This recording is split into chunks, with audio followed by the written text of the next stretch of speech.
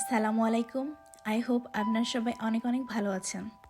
আজকে আমি আপনাদের সাথে শেয়ার করব পোল্যান্ডে একজন প্রবাসী হিসেবে আমার জীবন কেমন চলছে।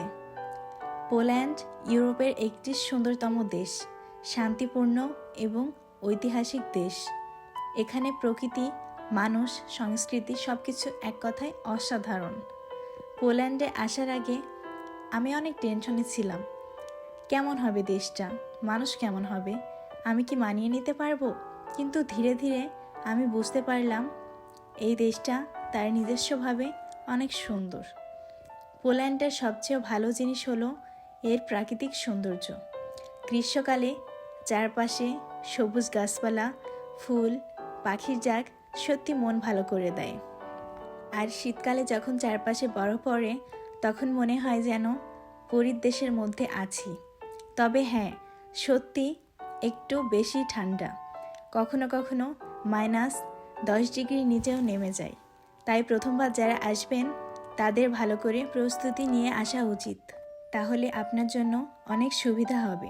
এখানকার মানুষজন প্রথমে একটু দ্রুত বজায় রাখে, কিন্তু একবার পরিচিত হলে তারা বন্ধুর মতো হয়ে যায়। তারা অনেক সাহায্যকারী হয়ে থাকে।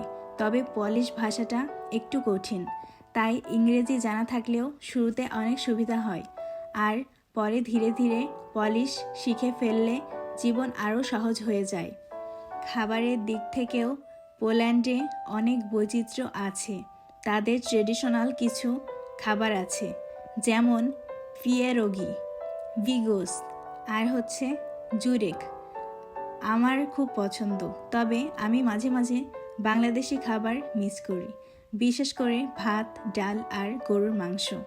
তাই মাঝে মাঝে নিজে রান্না করি, আর কিছু সময় বাংলাদেশি দোকান থেকেও জিনিসপত্র কিনে আনি। এখানকার জীবনযাত্রার খরচ ইউরোপের অনেক দেশের তুলনায় একটু বেশি, আর যদি কেউ স্টুডেন্ট হিসেবে আসে তাহলে অনেক ডিসকাউন্ট সুবিধাও পাওয়া যায়। এখানে স্বাস্থ্যসেবা ও শিক্ষা ব্যবস্থাও অনেক ভালো। সরকারি হাসপাতালগুলোতে সেবা পাওয়া যায়, যদিও কিছু কিছু ক্ষেত্রে অ্যাপয়েন্টমেন্ট পেতে সময় লাগে। স্কুল আর ইউনিভার্সিটিগুলোতে আন্তর্জাতিক মানের, তাই যারা পড়াশোনা করতে চায় তাদের জন্য এটা খুব ভালো সুযোগ।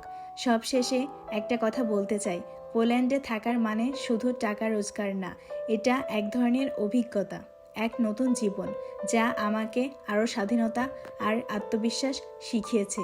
আশা করি আমার এই ছোট্ট শেয়ার করা গল্পটা আপনাদের কাছে অনেক ভালো লেগেছে। আপনাদের যদি পোল্যান্ড বা ইউরোপ নিয়ে কোনো প্রশ্ন থাকে তাহলে অবশ্যই কমেন্ট করে জানাবেন। ভিডিওটা ভালো লাগলে লাইক, শেয়ার এবং সাবস্ক্রাইব করতে ভুলবেন না। ধন্যবাদ সবাইকে।